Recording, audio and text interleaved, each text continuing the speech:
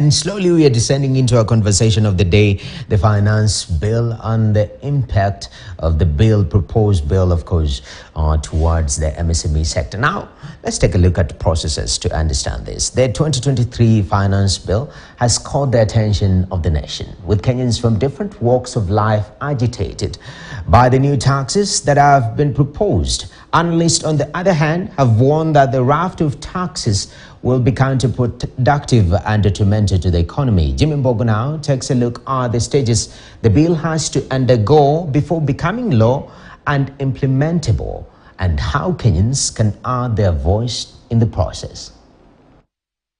The finance bill is a crucial part of Kenya's budget-making process. It outlines the government's fiscal policy and taxation measures for the upcoming financial year. In this case, 2023-2024 financial year, which is set to start after the reading of the budget on 8th June 2023, with the measures coming into place on the 1st of July. In the process of passing and implementing the finance bill, public participation is central. It is in this process that Kenyans can add their voice in a meaningful way. According to a Gazette notice published on the dailies on 7th of May 2023, Kenyans will have until the 20th of May to submit their petition to the Speaker of the National Assembly through the clerk. In addition to public participation, the National Assembly will make recommendation and propose changes to the bill through various of its committees.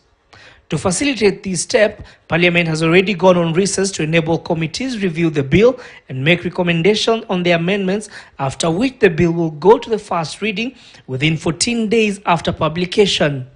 It is in this stage that the bill is read out loud, and the Speaker of the National Assembly then refers it to the next stage of scrutiny within 21 days. The bill will then be presented to the National Assembly for a second reading within 28 days after the end of the public participation period.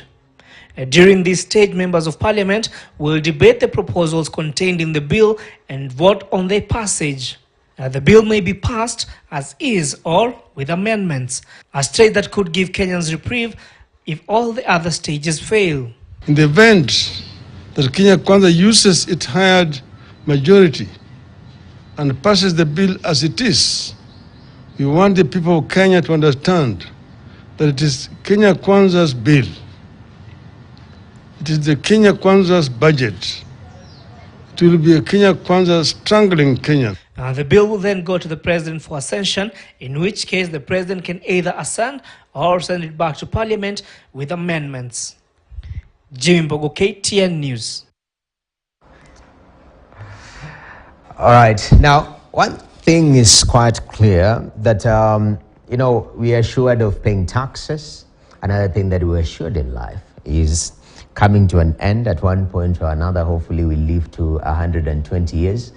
And another thing, that's the third one, that you can't joke around is the markets, because they can't lie. Now, in the latest market insights by Nelson IQ, actually it observed that, for starters, 39% of the global feels that they are worse financially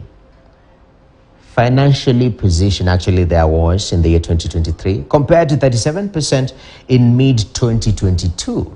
Now, we'll think that coming from the pandemic recovery, that as we move away from 2020 and its impact, things will get better, but it seems the notion is a little bit different. But let's talk about Kenya. Now, what is the sentiment? 48%.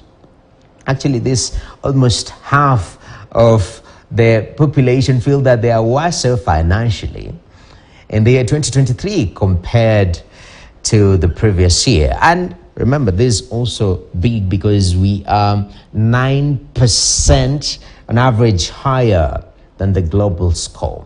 So the global is feeling it at 38%. We are feeling it in the 40s. So quite a concern right there. And the question will be now, with these sentiments, now juxtapose that with the finance bill and its proposition.